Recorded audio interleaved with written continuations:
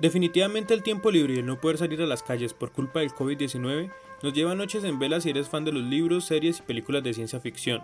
El no poder conciliar el sueño me lleva a pensar en preguntas que tal vez nunca lograré responder, y es que antes de dormir me preguntaba por el rumbo que está tomando el planeta ante las acciones antrópicas. Y aquí fue ineludible pensar en un planeta sin humanidad. Ahí volví a recordar la película Avengers Infinity War y me pregunto, si Thanos quería acabar con la mitad de los seres vivos debido a la cantidad finita de recursos naturales, ¿por qué las gemas del infinito no aumentó la cantidad de estos recursos? ¿Por qué siendo prácticamente un dios no creó tecnologías limpias para salvaguardar los recursos naturales?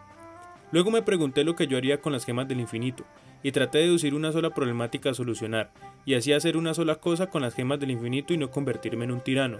Lo primero que hice fue volver a ver la película, recordar qué factor fue influyente para que Thanos ganara, y descubrí como resultado que los Avengers actuaron fundamentados en el miedo, y fue ahí donde supe que eso era lo que tenía que eliminar. No el miedo en sí, sino la manipulación generada a través de mentiras y especulaciones que nos han llevado a otorgarle el poder a personas con mentalidad inhumana. Por eso empecé a investigar sobre los hechos que más miedo han generado en la historia y así analizar el uso del miedo como herramienta de manipulación. El resultado no fue alentador, ya que encontré que es precisamente el miedo lo que nos ha definido en la historia. Tenemos entonces el siglo XX, el cual será recordado como uno de los siglos más sanguinarios de la historia, en gran medida debido al auge del totalitarismo y las dictaduras militares. Tenemos ahora a Mao Zedong, o como se pronuncia, quien fue el mayor asesino del siglo XX, líder de la revolución comunista en China. Fue el ideólogo detrás del Gran Salto Adelante, un plan económico basado en la industrialización acelerada y la colectivización agrícola que derivó en una hambruna que acabó con la vida de hasta 45 millones de personas. Entre 1966 y 1976 también promovió la Revolución Cultural, durante la cual fueron perseguidos y reprimidos hasta 2 millones de burgueses y terratenientes. Se estima que entre 49 y 78 millones de personas murieron durante su mandato, sea por ejecución, encarcelamiento o de hambre. Tenemos también a Joseph Stalin, quien fue como secretario general del Comité Central del Partido Comunista de la Unión Soviética entre 1922 y 1952. Al asumir el poder, sofocó gradualmente a todos los disidentes políticos de su gobierno, incluyendo a León Trotsky, su principal opositor.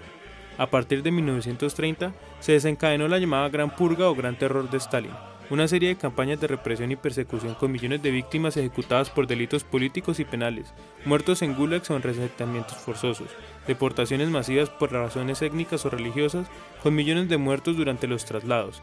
En paralelo a la Gran Purga, los planes quinquenales de Stalin para transformar Rusia de un país agrícola a uno industrializado causaron una gran hambruna en todo territorio soviético entre 1932 y 1933. Y el que no puede faltar, Adolf Hitler, es responsable de la muerte de 17 millones de personas, una cifra que se desprende de las bajas de los frentes de la batalla durante la Segunda Guerra Mundial. Por un lado, porque por el otro tenemos los 6 millones de judíos, homosexuales y gitanos que fueron exterminados en campos de concentración nazis durante el Holocausto entre 1941 y 1945.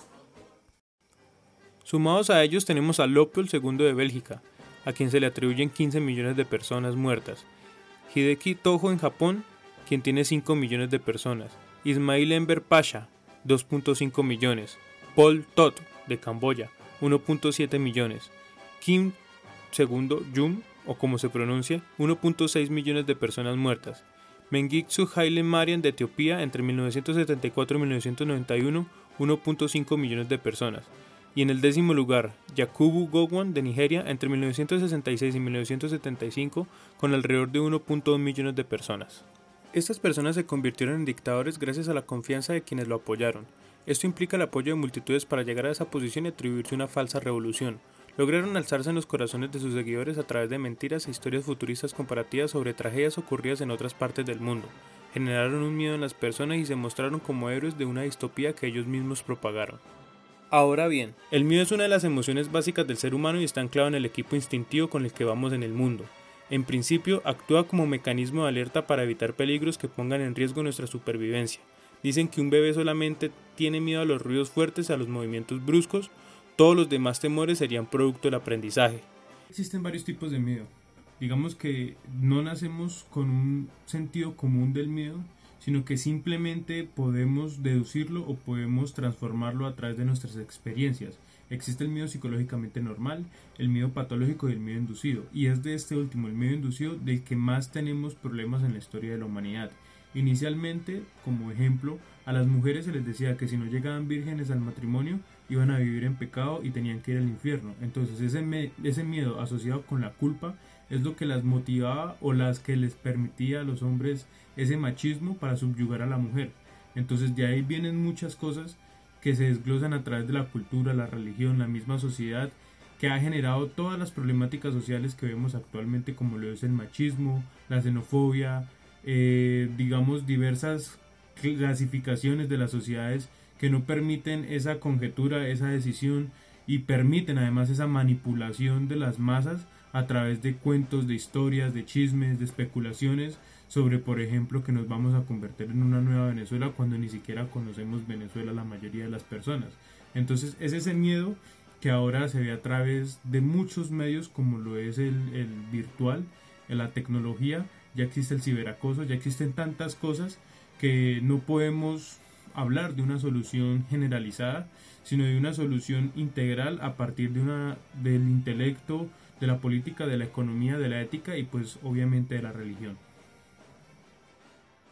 Opino que acá la religión debe jugar un papel bastante importante, ya que sin importar la iglesia predicadora, siempre va a existir esa asociación al miedo de la culpa para que nuestras decisiones se tomen previo a una inducción de consecuencias que lleven siempre al prejuicio en la sociedad. En este sentido, y concluyendo que con las gemas del infinito eliminaría el miedo usado como instrumento de manipulación en la sociedad, considero que no se debe culpar a quienes caen en aquellos cuentos tenebrosos, pues es tal vez el sistema educativo que tenemos actualmente el que debemos culpar, ya que el conocimiento y la libertad de pensamiento que vienen en combo con la evolución lógica del ser humano son la solución más sensata a la que puedo pensar esta noche.